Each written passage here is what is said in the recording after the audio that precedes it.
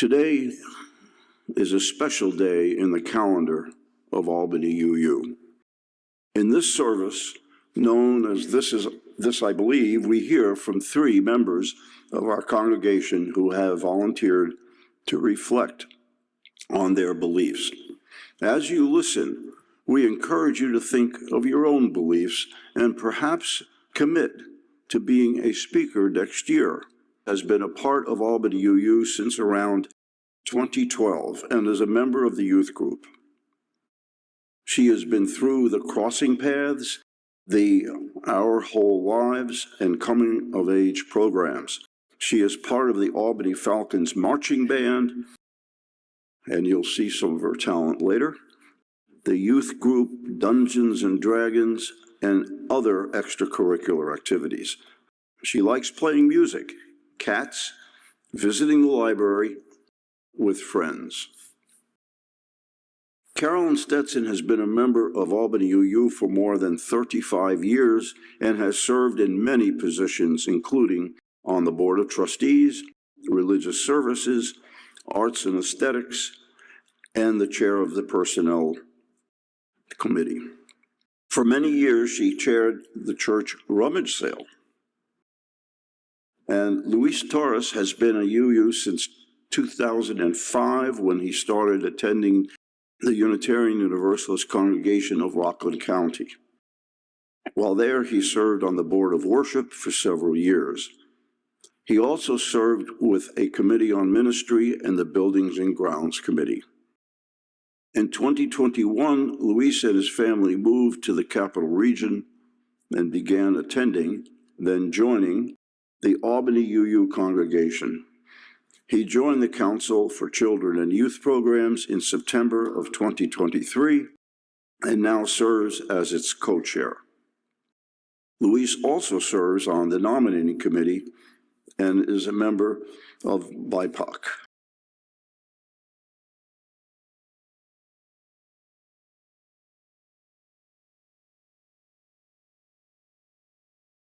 Hello, everyone. Today, I will be telling you what I believe in. One of the things that I believe in is solitude.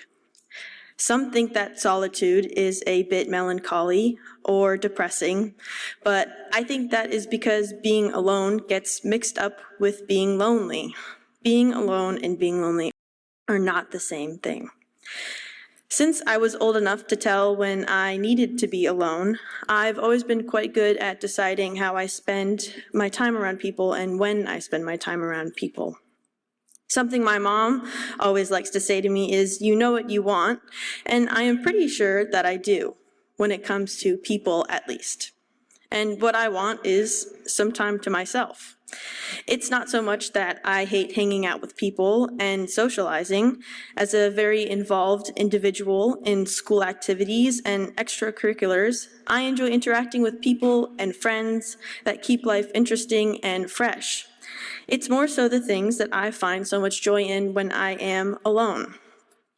I like to think music provides solitude to people where loneliness might otherwise exist. Whenever I'm alone, especially at home, I am rarely without my headphones, which are almost always playing songs by my favorite artists. It is one of the greatest joys in my life. When I cook, when I do homework, when I do any task that involves being alone and being able to just exist, I have a barrier between me and the constant noise that is the world around us. Being alone with just the music, which might sound a little cheesy, is one of the best moments of my day. I had my headphones on while I was writing the words I am saying now. As a drummer in multiple bands, I've found that percussion is a very solitary commitment, even though I'm in bands. Even the basses, pianos, and guitars, despite not being played with the mouth, still play notes and can create a melody. Drummers are playing something that can't be copied by a wind instrument or string instrument. If you listen to jazz, the drum solo always sticks out a bit more because it's so different from all the other instruments. Not because it's better or louder, but because it produces such a contrasting sound. I've been playing since 3rd grade, so I find myself commonly placed at a drum set behind a wall of wind instruments and singers, but I think it's quite comforting. I choose to be there. People can still hear me. I still have an effect on the song, the audience, my fellow musicians, but I am focused on something only I play, something only I have to focus on that no one else will. I am alone, and I think it's fantastic. Another time when I'm happy to be alone is walking, to put it simply. Almost every day, I take the bus home from school, the 106 CDTA, down North and South Allen, past St. Peter's, and when I get off, I have a 2-minute walk around the corner to my house. I don't have my headphones, no phone to look at, since it is usually in my bag, just myself and a very heavy backpack.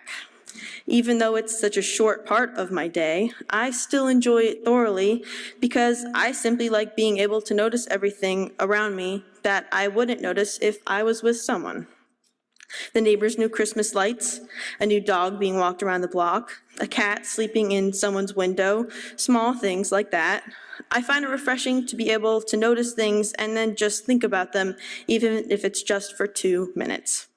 I like walking my dog, Brownie, because whilst I guess you could say I'm not entirely alone when I do that, there's something about being outside when it's dark, whilst everyone is cozy in their homes living their own lives. I think it's comforting because I'm doing something no one else is, which is quite an interesting thing to think about. Out of the 8 billion people on Earth, no one is walking their dog named Brownie at 7 o'clock at night wearing cat earmuffs and a blue coat except for me. This seems a bit lame since no one is ever doing exactly what I'm doing, but being able to do it by myself really makes me realize how interesting I am in the sense that no one else is like me. No one is really like you. It's just that sometimes we don't realize that, which is why we need to be alone sometimes, in solitude, just to think. I think it's very important to think alone. When you're alone, I think you're more prone to your feelings, your thoughts, the things around you, as I've stated already, mostly because you aren't distracted by another person. I think people have gotten scared of being alone and being able to sit by themselves. Some of the most important things I've ever decided to do, I decided when I was alone because I was able to just sit in it. When I was in 3rd grade, deciding what instrument to play in the elementary school band, I was finally able to pick when I gently just sat at the table in our dining room alone and stared at the little pictures of different instruments on the paper I had been given. Saxophone seemed cool, flute was no, trombone was definitely a no because my sister was playing it. But drumming? I like to move, I like to hit things, I thought it seemed cool, so I circled it. No input from 3rd grade friends that wanted to do everything together because that was the mindset, and no extra input from family or friends. This decision has now progressed very further into my life. When I was deciding what I wanted to do in college recently, which I'll soon be applying for, I decided it while watching a movie in my room at 2 a.m, procrastinating, doing homework. It had been a long thought process. Asking for people's input about what you do in college is hard because they all have their own opinions and dreams for you. But what about the opinions and dreams I have about my own future? It shouldn't seem scary to think about them, even if they aren't what I envisioned for myself a year ago. Also, I didn't end up with one choice. I landed on 2, teaching and meteorology. They weren't just randomly picked as I tried to think about career paths. They had years of memories and experience behind them. Memories I wouldn't be able to recall when talking to someone about what I wanted to do. Experiences I wouldn't be able to just bring up on a whim when a teacher tells the class to inform others about what you want after high school. I could only remember them after sitting and thinking for a while alone. Since I've had access to the internet, I've always enjoyed watching videos about weather, whether it be severe thunderstorms with tornadoes or history on the development of science for the atmosphere. I've gone to a weather camp at UAlbany. My phone is full of pictures of clouds that I'll someday have to delete when I get a notification about my storage being too full on my phone. The only con I've found with this choice is that it involves math. a lot of math. And I hate math. But whenever I bring this up to people, they say, "You don't hate math, you're just not the best at it," or "That's just because your experience with it hasn't been the best." When I disagree with them, they say, "Well," and continue silently judging the conclusion that I have come to. When I'm not alone, that doesn't happen. No one tries to change my mind. Not that I don't want other people's opinions, but realizing how I feel about important decisions before getting insight from others to me is important. The realization that I might like to pursue a teaching career came mostly from moments of quiet reflection. I have a lot of opportunities to teach, from music lessons to helping my friends in AP history class. And I've realized that after I end a lesson or finish explaining something to someone, I feel such a nice wave of satisfaction and pride knowing that I taught someone something useful. It's quite hard to express this feeling, so the only way for me to recognize this feeling is in my mind, in solitude. The last thing I'd like to say about solitude is that it provides a very unique sense of freedom. A lot of people sing while they're alone, maybe in the shower, maybe while they do chores. Some people make art made for nobody else to see, but it means something to them, something important. Some play music, some cook, some go for a drive, some travel the country, the world, some do something as simple as taking a nap. Sometimes we forget to realize how much we value the quiet moments that are seen as just in between. I hope that I have made you think or reflect on moments you might brush off, things you do when you're alone and don't think about. I know that I have started to notice them more often. That's why I believe that solitude is important, because it's good to be alone with yourself sometimes. Thank you. Our next speaker will be Carolyn Stetson.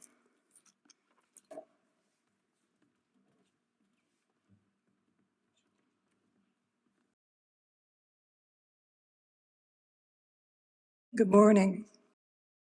I spent my childhood in a very church-centered Methodist home.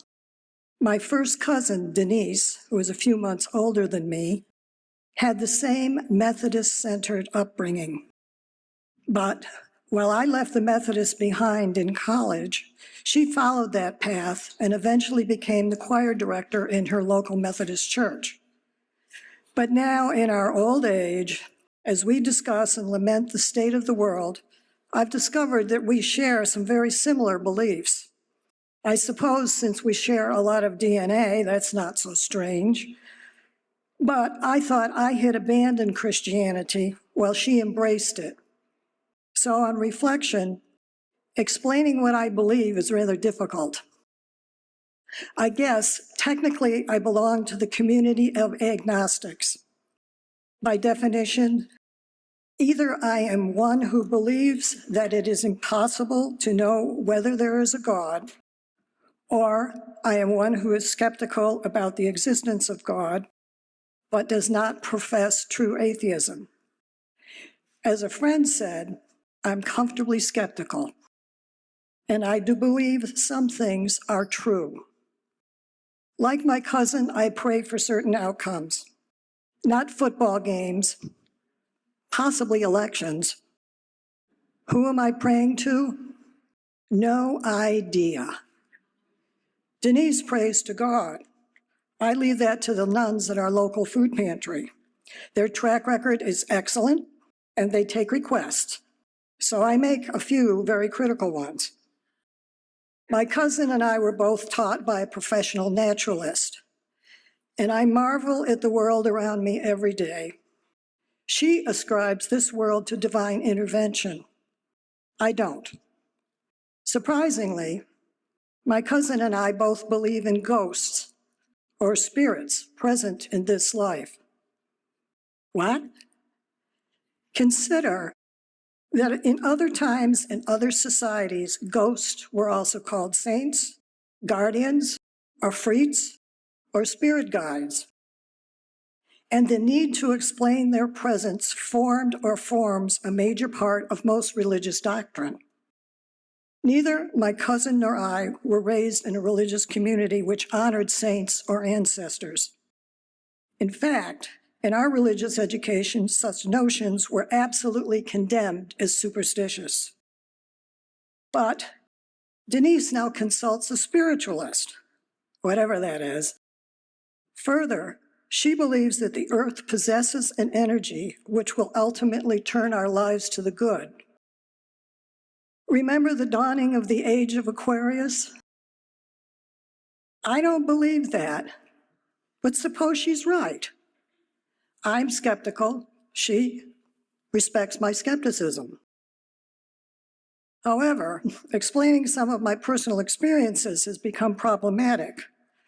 For example, the time I lost consciousness in a bad automobile accident and experienced a trip to a board of elders, which told me to go back. It was not my time to die. Or the time we entered my childhood home to find that the pipes had frozen and burst.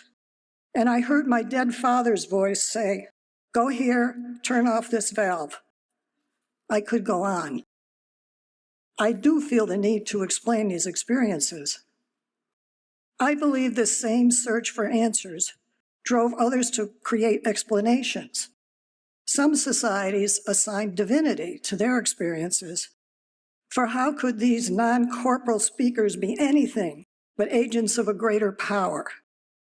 Divine intervention comes to true believers.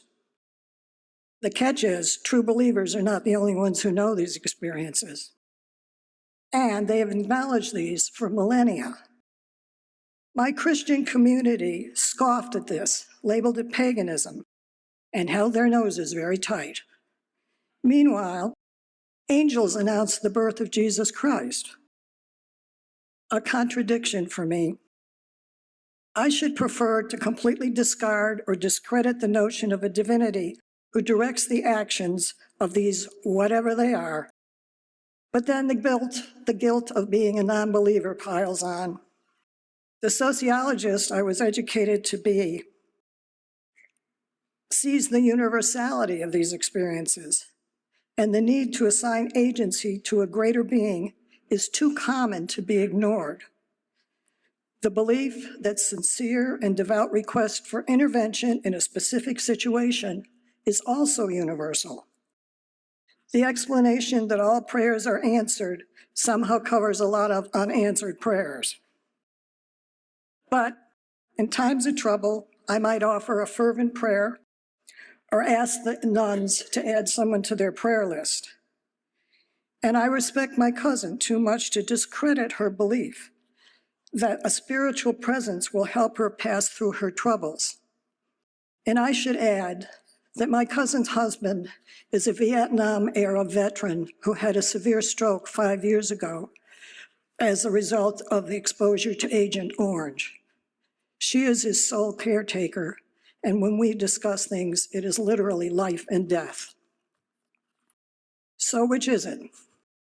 Are there angels or ghosts who intervene in our lives on behalf of a divinity?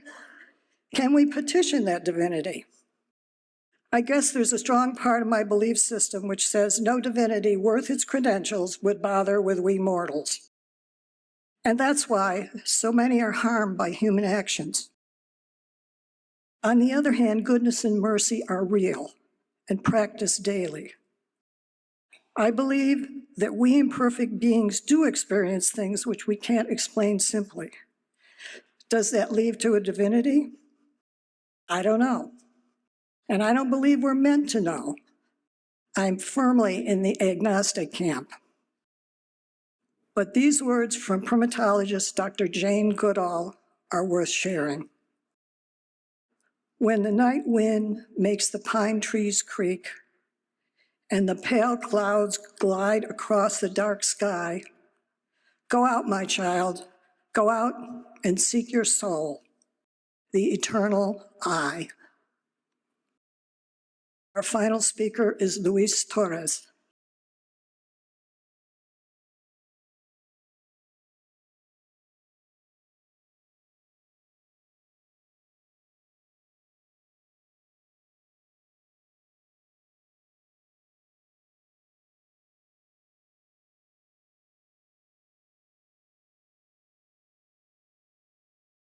I believe in one Unitarian's concept of the American idea. Before I get into the meaning of that, Let me tell you a little bit more about myself. Like some of the members of this congregation, I've devoted my career to working in government and the public interest. I've done this work at the federal, state, and local level. As an attorney, and sometimes as a judge, I have taken the oath to support and uphold the United States and New York State constitutions. As a Unitarian Universalist for over 2 decades, I hold dear our shared values, especially justice, equity, and interdependence. The Unitarian version of the American idea that I believe in was expressed by the venerable Unitarian minister Theodore Parker of Boston, Massachusetts, who was a staunch abolitionist. He influenced greats like Abraham Lincoln and Dr. Martin Luther King. A quote by Parker is included with your order of service. A key part of the quote at the end mentions a government of all the people, by all the people, for all the people. Parker's use of the word all puts emphasis on representation and inclusivity in democratic governance. To Parker and abolitionists, this was the goal of developing a democracy, having a representative and inclusive government. You may recognize the phrase as also being part of Abraham Lincoln's Gettysburg Address. Over a decade after Parker spoke about the American idea of democracy at the 1850 Anti-Slavery Convention, Lincoln borrowed Parker's description of government.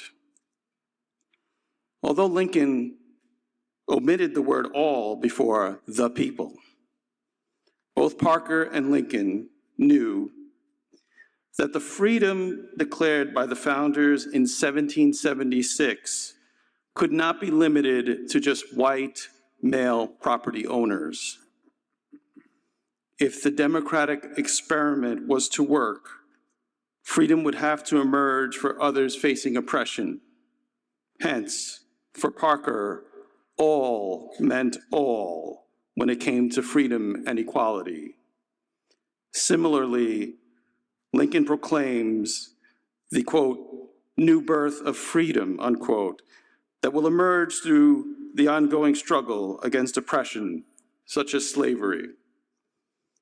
Although we are not now engaged in a great civil war or the abolitionist movement, as was the case during Lincoln's and Parker's era, we have, during the past decade, experienced an alarming assault on common decency, human rights, constitutional norms, and critical institutions. These assaults have coincided with the rise of fascism and autocratic fervor. In just a couple more days, we will have the 5th anniversary of the January 6th insurrection. And a little more than a week after that, we will be celebrating the birthday of Martin Luther King Jr. And in February, we have Lincoln's birthday. During this time of commemoration, I will continue to reflect on where we originated, where we are now, and where we need to go as a democracy. This past fall, when I was asked to speak at this service, 2 things happened that made me think about the new birth of freedom and the ideal of government of all the people, by all the people, for all the people. The first thing was that our family hosted an exchange student from Costa Rica. In the evenings after school, I would hear about some of the ignorant and silly questions U.S. students asked the Costa Rican students. Did they have this or that basic necessity? Most of it was about material things.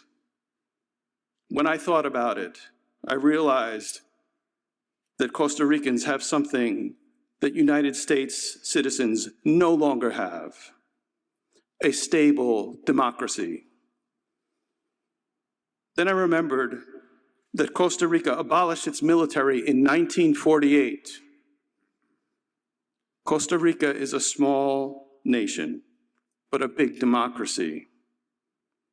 I look forward to next month, after our child Michaela comes back from her exchange experience, to tell us about what she learned in Costa Rica.